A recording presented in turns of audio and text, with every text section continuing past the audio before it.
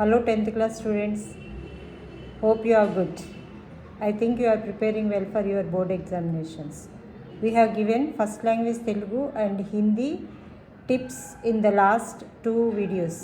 Today we are going to give you English examination tips to score 10 by 10. I wish you all follow this and score 10 by 10. All the best. Good morning, my dear students. I am Mr. Raju. I am an English facilitator. So I have been teaching English for many years. I have seen many students who came up, who excel in their examination with flying colors by following simple tips and tricks. Today I am here to help you out regarding all these tips and tricks, how to tackle in your final examination. I know and I feel that final exams can be a bit stressful, at the same time nervous. So trust me, if you remain at the end of this session, you would feel confident and prepared. Okay, children. Now, as a part of presentation, I want to bring some important tips here. The first point that I want to highlight here is relevance to the question.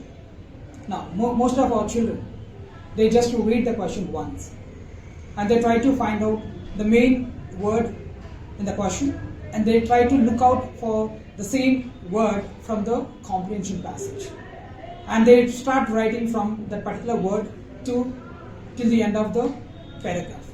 So that is not the right way to answer your questions. The best way to write your answers to the question is, first of all, you have to read once, twice and thrice. After reading thrice, you give a pause. You try to understand what the question is demanding from you, what the question is expecting from your end. And if you are answering, that answer should be relevant to the question. The second point that I want to highlight here is error-free sentences. Most of us, before thinking, we just answer to the question, and later we realize that there was some error. So that's the reason in the first point I said give a pause. So as much as possible you make every sentence error free. At the same time you also follow well structured sentences. The third point that I want to highlight here is punctuations, at the same time spellings. They also play a major role in your final examination. Punctuations. When I talk about punctuations, when you are using wrong punctuation at wrong place, that will make the entire meaning changed. The fourth point that I would like to highlight here is using cohesive devices. When I mean cohesive devices, it includes connectors or linkers or pronouncers. When you are constructing a proper sentence, make sure that you are also using right connector. Before we jump into fifth and sixth point, I would like to discuss with you about the weightage table of your exam, your question paper. Where is your question paper? The question paper here. So in your examination, we have essay type questions, short answers, very short answers, objective paper. And when you see here, all of you well aware that we have 8 units in your in English textbook, and each unit is categorized into 3 readings. So here the first point here is comprehension. Majority of the teachers or even the majority of the students, they have a confusion that we have more marks in major and minor discourses. In fact, that is not true. If you see here, we have 2 comprehension passages. The first comprehension passage is taken from all the A readings. Any one of the A readings from your unit will be taken.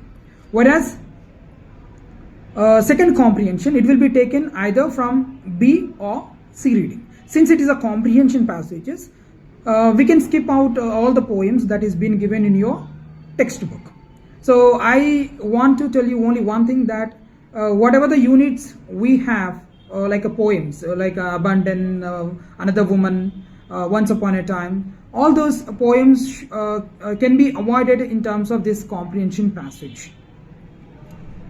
Are you aware that comprehension passage carries 12 marks, and second comprehension 12 marks, altogether 24 marks. So this actually brings a major marks in your examination. The third bit that we have here is study skills independent questions. Independent questions can be, in the independent questions here we have pie chart, bar graphs and flow charts, and tree diagrams, etc. They give this kind of diagrams, and all the answers will be found in this particular chart. So it is one of the easiest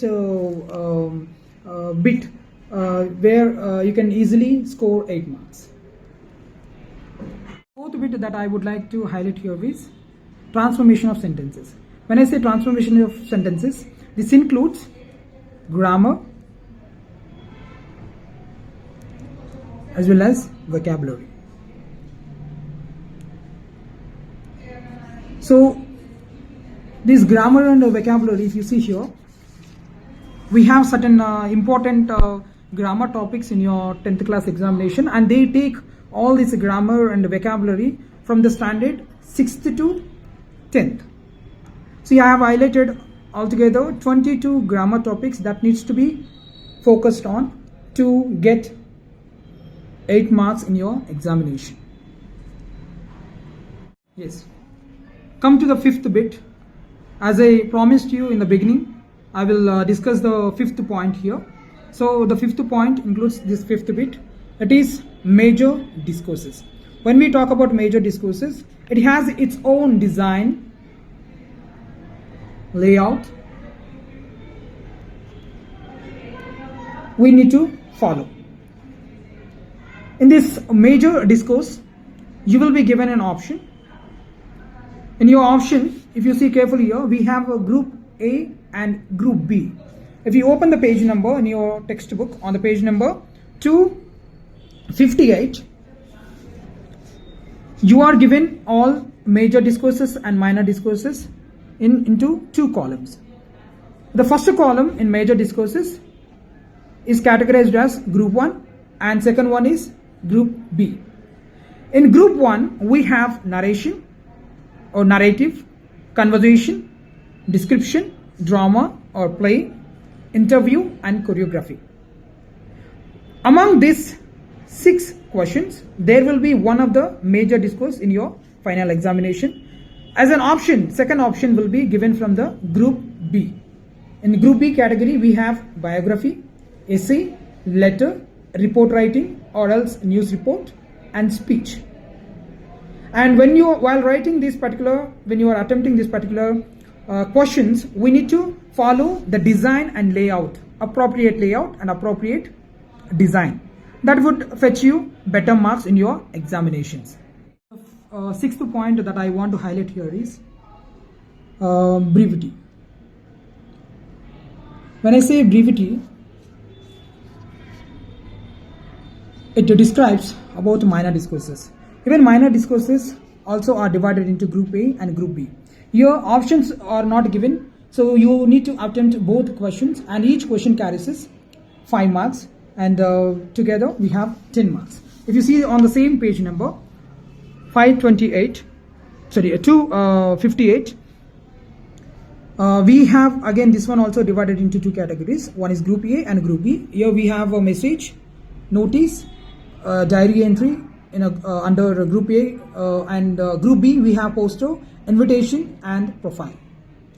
In this category, each and every minor discourses has its own format. Therefore, we need to follow each and every format of major and minor discourses. And especially minor discourses should be brief and straight to the point. Never try to beat around the bushes or lengthy sentences. It should be short and sweet and explain everything in a nutshell. Thank you. I am going to show you some minor discourses. This is a format of notice. Let us understand the format of notice. Okay, this is a sample of a diary entry here. We write day, date and time and dear diary. And today is a miserable day. As I said, the feeling of the day or comment on the day. And then this is how the body of the diary should be written, and to the third minor discourse, poster making. In this poster making, we need to highlight certain points here. Layout can be very attractive, and the content that we use, like in the form of slogans, it should be very, very attractive, and it should be very impressive. And when you are expressing any of matter in the form of slogans. So another minor discourse that we have here is a profile, and a profile is very simple. A profile has two methods. One is a tabular form, and another form is a paragraph form. If the data is given in the form of a table, you need to write into paragraph form. And if they give you data in the form of a paragraph, we need to convert that paragraph form into table form. Here I have shown you the letter writing formats, friendly and formal letters. And apart from that, we have here report writing, or else a news report. And a news report, in this news report, it includes a byline and place line, and then the name of the publishers. Okay, students, until now we have learned major and minor discourses formats in a nutshell. Now come to the question paper part B. In your part B, all of you well aware that you will be getting unseen poem.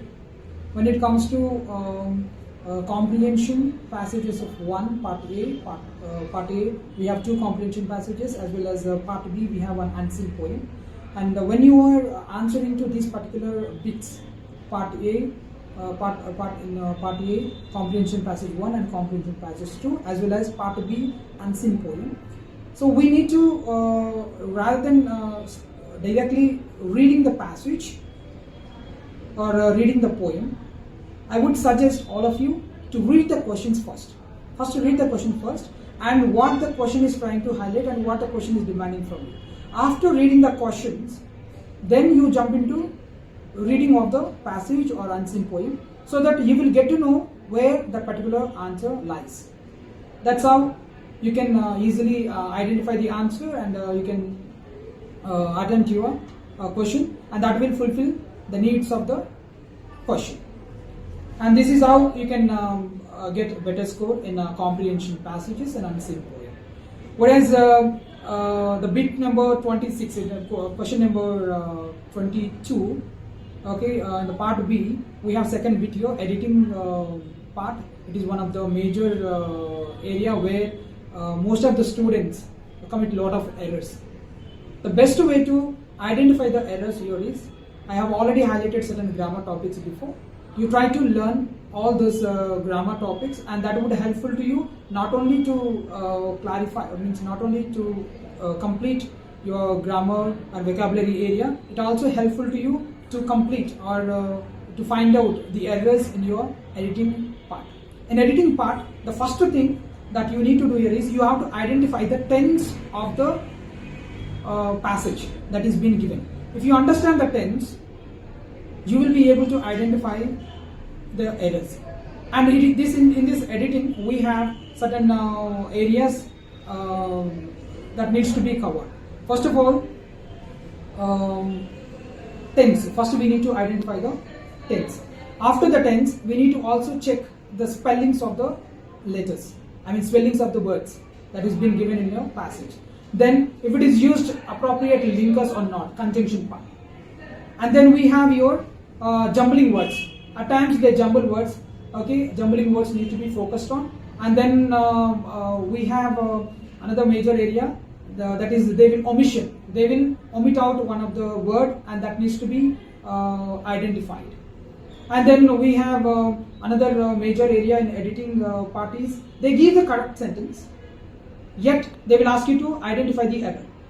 And most of the children, this particular editing part is only to find out the error, and they try to, even though the construction of the sentence is right, still they try to find out some error, and they will make another error.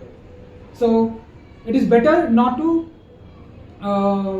get confused with the sentence. If you think it is right and you are 100% sure, better not to attempt to find any error if the sentence formation and the construction is correct. So in that particular place, you can just simply write no error. and that is one of the major area. Then we have choosing the right word, that all of you know, and this is also same. You have to identify the passage, whether the tense, here you can see here, whether the tense is the present tense or the past tense. If it is a past tense, most of the options will be related to past tense. So that is one of the clue that easily identify the errors, and you can complete this particular exercise. And a final one that we have here is it will be taken from your textbook, and this is completely related with the grammar again. And this, once you are thorough with your grammar topics that is been highlighted just before, this is also very easy to clear and answer well. And this, all the tips, whatever the tips till now we have discussed, this would literally fetch you good marks, children, but the effort should come from your end. Okay, to explain to you in nutshell until what we have discussed, the first point that we highlighted was presentation of your answer sheet, present well, and the second one is relevant to the question. Your answer should be very relevant, and you should not deviate the question, the demands of the question. And the third point that we highlighted was error-free sentences. Try to avoid error-free, like scribblings or strikes out or overwriting of something of that sort. And the punctuations and the spellings needs to be focused on. And then we have also discussed the formats of major and minor displaces that needs to be focused on. And then maintaining brevity and accuracy. When I say brevity and accuracy, your answer should be straight to the point. Don't try to beat around bushes. Short and sweet. It should not be very lengthy or very huge paragraphs that would make your answers absurd. So I wish all the students all the very best, and especially the students who are striving to get 10 out of 10. Follow each and every tip and techniques that is provided to you all. So follow strictly, and I'm very sure that you would reach your goal. Thank you.